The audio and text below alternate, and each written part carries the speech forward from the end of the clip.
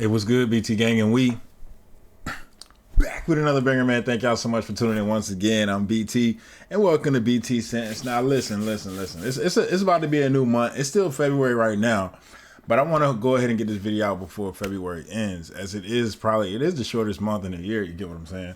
Nonetheless, this month was a great month, man. It was so cold. This is probably the coldest month I can remember lately. I mean, January was cold, but February was like, and here in Philly, it was like 20s. But it felt like 11 and single digits, and it was just so windy. So I put out a lot of like sweeter, like denser fragrances during this month. So we can go ahead and go through all of them. Some of them are familiar, and some of them are making a return back to the lineup. So nonetheless, let's go ahead and start with number 5 right here. We got Alexandria's Brooklyn Fragrance Lover. Y'all know how I feel about this one, man. This is Angel Share's DNA. This is one of those, I'm not gonna lie to y'all, like every time I smell this, my knees get weak. Like it's just such a pleasant, like unisex smell, man. That's just dog. I'm telling you, if you haven't smelled the Angel Share DNA, I don't know. There's so many inspirations nowadays.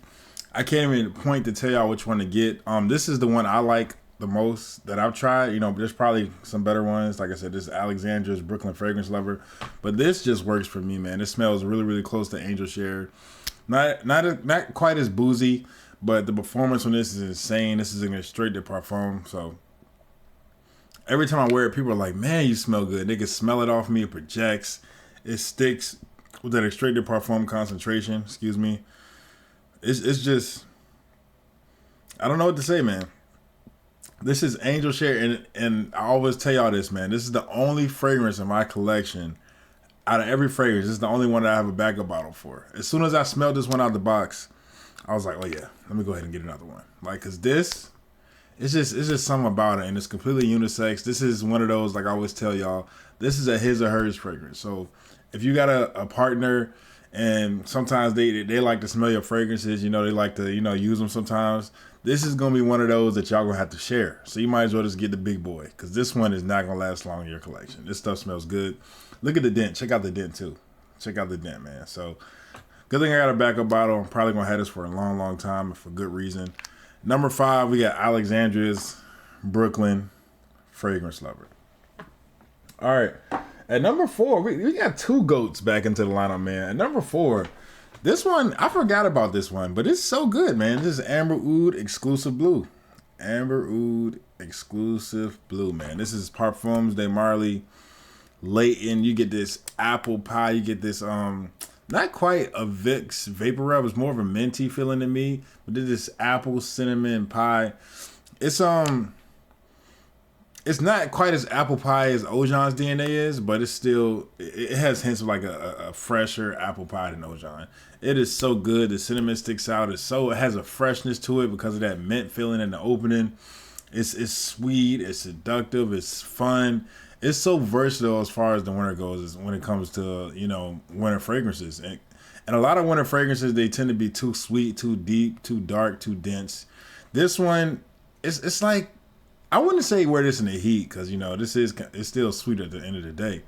But it's one of the more forgiving fragrances when it comes to wearing stuff in the high heat. Like I said, I wouldn't suggest it, but you probably can get away with it. Like, this is more, you could definitely wear this into the spring, in my opinion.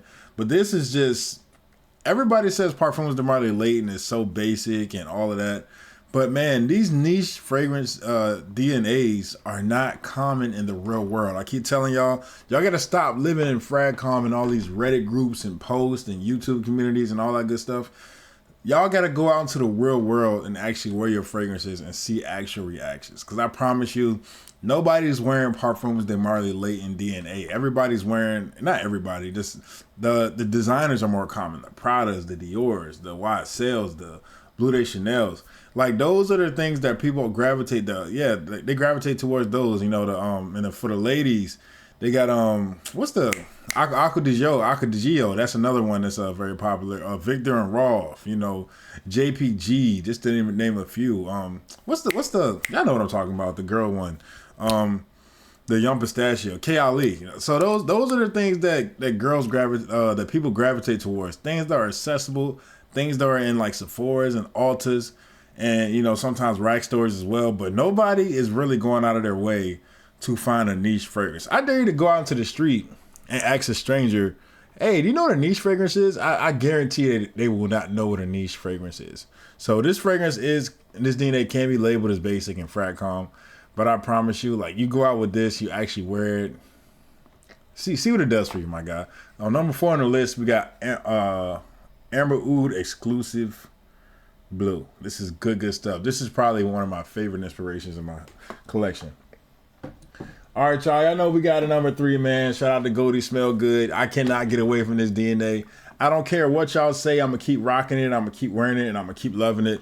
This is Club de Nuit Untold, man. It's from Armand. This is Baccarat Rouge 540. The EDP is for me because this is definitely the EDP concentration. I know there's a lot of inspirations of this coming out as well, man. The fragrance show that dropped the one I think a couple months ago that said it was better than this one. Got to check that one out. But I feel like, what's the point of checking that out if I still got all of this juice left and I'm happy with what I'm getting? Because this stuff, I just wore this past weekend. I was just running errands, just out and about, and I wore it. I'm like, man, let me put some BR on. You get what I'm saying? And it's just something about that Baccarat Rouge DNA, man. It just makes me feel like I'm on top of the world. I'm a celebrity. I'm famous. I'm high class.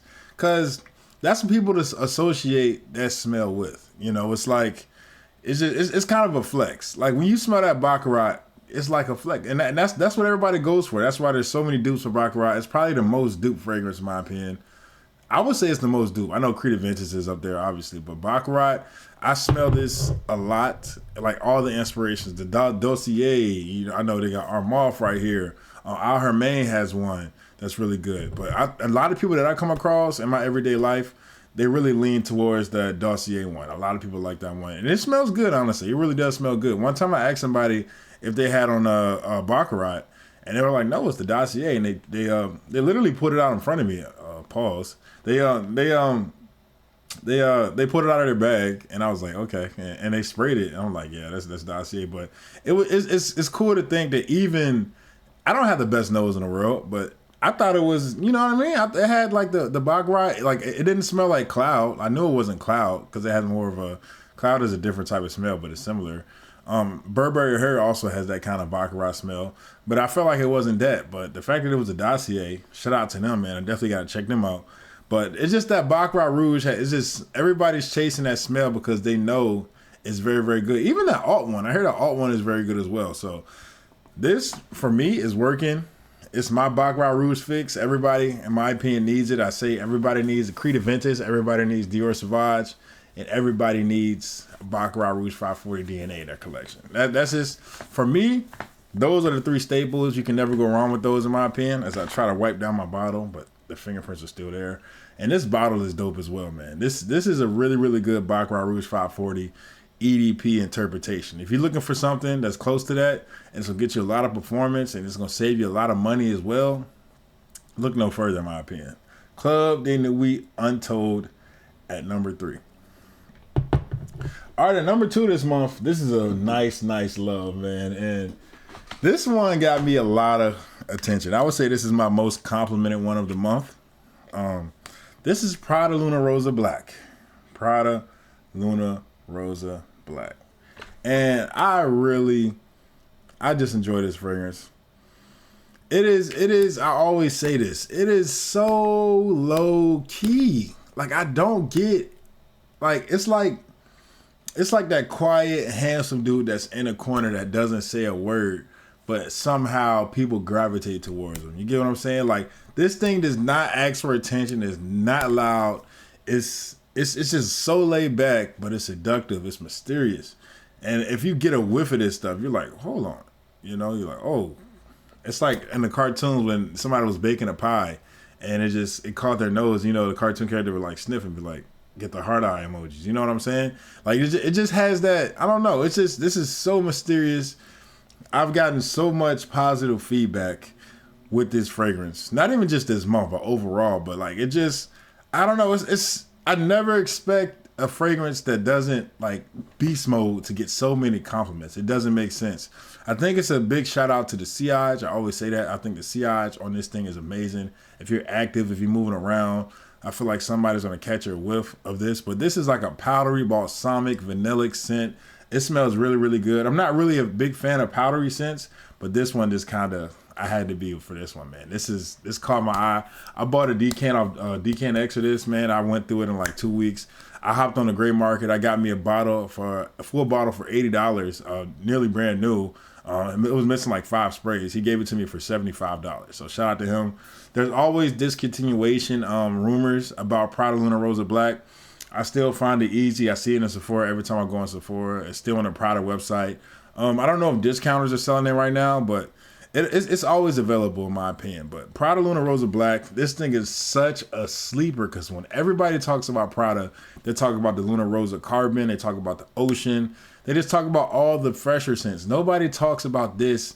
And just look at the bottle, man. It's all dope. It's like a Batman feel, seductive, it's sleek, it's mysterious. So yeah, if you're just looking for something mysterious and something that's gonna catch some head turns and just be so surprising and seductive, I don't think you can get much better than this, man. Prada Luna Rossa Black. I love this fragrance, man. Like I said, it doesn't project long. I mean, it project far, but I do get a solid 8 hours, and it's a sillage beast. So yeah, that's Prada Luna Rossa Black at number 2. And at number 1, man, I feel bad about this one. If you know me, you know I picked up a fragrance recently. And it's an inspiration of my favorite DNA.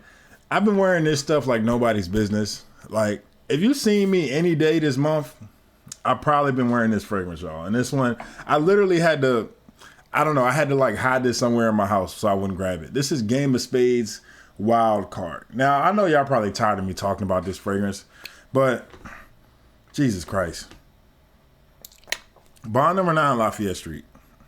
You get that tonka bean, you get that spice at the top, you get that vanilla at the top, you get the citrus, you get some ambroxan in this as well. It's just so high quality. It's so close to Lafayette Street. That's all I'm gonna say.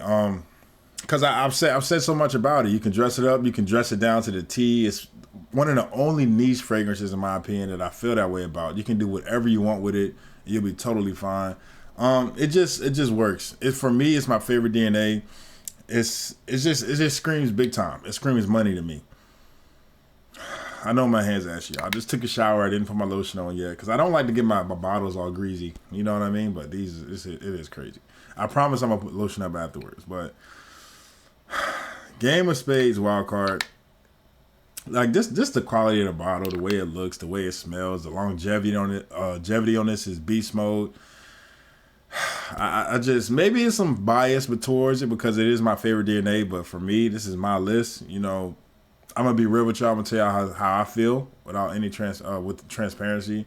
Game of Spades Wild Card. I have like it's just that fragrance for me. It has been that fragrance for me.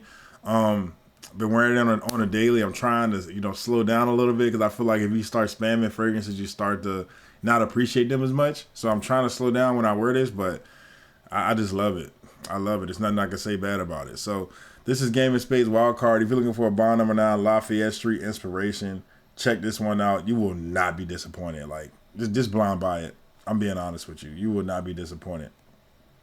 But yeah, that's my list for the month, man. Y'all let me know what y'all list for the month was. Hope y'all had a great February, man. I hope you had a great Black History Month. On to March, and then we're going to be in the springtime. Time to start diving into some fresher, cleaner type scents, man. I'm excited for this. Honestly, I do prefer to wear like sweet fragrances and stuff like that and gourmands over the freshies. But you gotta switch up with the time. So I'm excited for that. I can definitely pull out my Pacific Coast from Alexandria now, which is the Pacific Chill from Louis Vuitton. So I'm excited about that. And I will be copying Al Hermes Aqua Dubai very soon. But yeah, nonetheless, that's my list, man. I appreciate y'all tuning in as always. I love y'all. Stay blessed. Peace.